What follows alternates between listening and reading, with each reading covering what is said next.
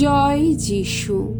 প্রথম পাঠ নেহেমিয়ার গ্রন্থ হতে বাণী পাঠ, 2 অধ্যায় 1 থেকে 8তম পদ।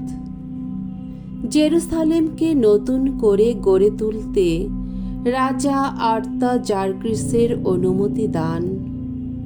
তখন রাজা আর্তাজার্ক্সের শাসনকালের 20 বছর, বছরের নিশান মাস চলছে।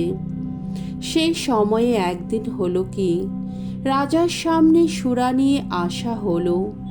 তখন একটি পাত্রে সুরা ঢেলে তা আমি রাজার দিকে এগিয়ে দিলাম।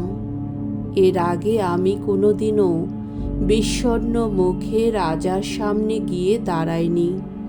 রাজা আমাকে জিজ্ঞেস করলেন, তোমাকে আজ এত বিষণ্ণ দেখাচ্ছে কেন? তুমি তো অসুস্থ নও, তাহলে নিশ্চয়ই মনে তোমার কোনো দুঃখ রয়েছে। আমি তখন খুবই ভয় পেলাম। রাজাকে আমি উত্তর দিলাম, চিরজীবী হন মহারাজ। যে শহরে রয়েছে আমার পিতৃপুরুষদের সমাধিস্থান, সেই শহরটির ধ্বংসস্তূপের দশা যখন, সেই শহরের তরুণদ্বারগুলি পুড়ে খাক হয়ে গেছে যখন, তখন আমাকে তো বিষণ্ণ দেখাবেই। রাজা আমাকে বললেন, তা তুমি কি চাও?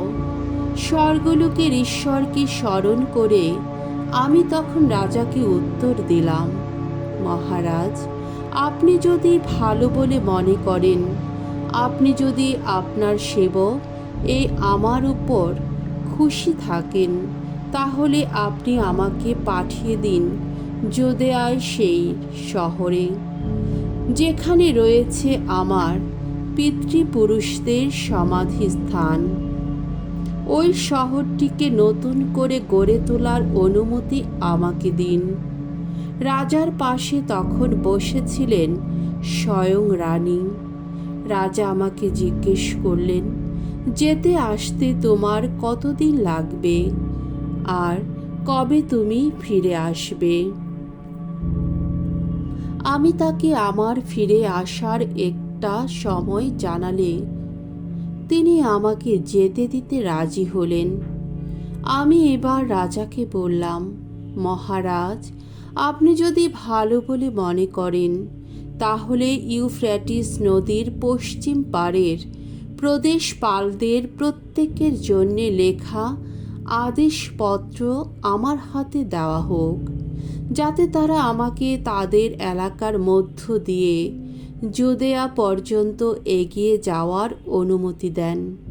তাছাড়া রাজ অরণ্যের সংরক্ষক আসাফের জন্যে লেখা একটি আদেশপত্র যেন আমাকে দেওয়া হয়, যাতে মন্দির সংলগ্ন দুর্গের তরুণদ্বারগুলির কাঠামো তৈরি করার জন্যে, শহরের প্রাকার বেষ্টনীর জন্যে এবং আমার নিজের বাসভবনের জন্যে যত কাঠ দরকার হবে, তিনি যেন আমাকে তা জোগাড় করে দেন।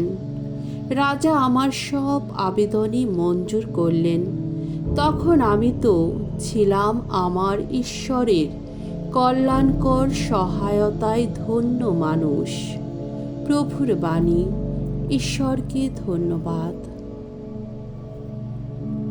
শাম সঙ্গীত 137 অধ্যায় 1 থেকে 6 পদ। ধূপ। প্রভু, প্রবাসী মানুষ আমরা, আহা, তোমায় যেন ভুলে না যাই। বাবিলনের নদী তীরে আমরা তো সেদিন বসে বসে কেঁদেই ছিলাম। সিয়নের কথা ভেবে সেখানে 22 গাছে আমরা ঝুলিয়ে রেখেছিলাম আমাদের যত বীণা। যারা আমাদের বন্দি করে এনেছিল, তারা তো তখন আমাদেরই মুখ থেকে শুনতে চেয়েছিল গান। যারা সেখানে আমাদের কত দুঃখ দিচ্ছিল, তারা কিনা শুনতে চেয়েছিল আনন্দেরই গান। তারা বলেছিল, শোনাও দেখি সিয়ন দেশের গান। কিন্তু হায় রে, কি করে গায় ভগবানের গান এই বিদেশি মাটির বুকে। জেরুসালেম, তোমায় আমি যদি ভুলে যাই কোনো দিন, আমার এই ডান হাত যেন অবশ হয়ে যায়। ওগো, যদি মনে না রাখি তোমায়, জেরুসালেমকে যদি না করে তুলি আমি আমার পরম আনন্দের ধন, আমার এই জিভ যেন আমার তালুতে এঁটেই যায়। বাণী বন্দনা। জয় জয় প্রভুর জয়। প্রভু যীশু আমাদের ভালোবেসে হলেন অনুগত, মৃত্যু বরণেও, আহা ক্রুশে মৃত্যু বরণেও। তাই ঈশ্বর তাকে করেছেন পরম মহিয়ান, দিয়েছেন সেই নাম, সকল নামের শ্রেষ্ঠ যে নাম। জয় জয় প্রভুর জয়। মঙ্গল সমাচার। লোকরচিত মঙ্গল সমাচার 9 অধ্যায় 57 থেকে 62তম পদ।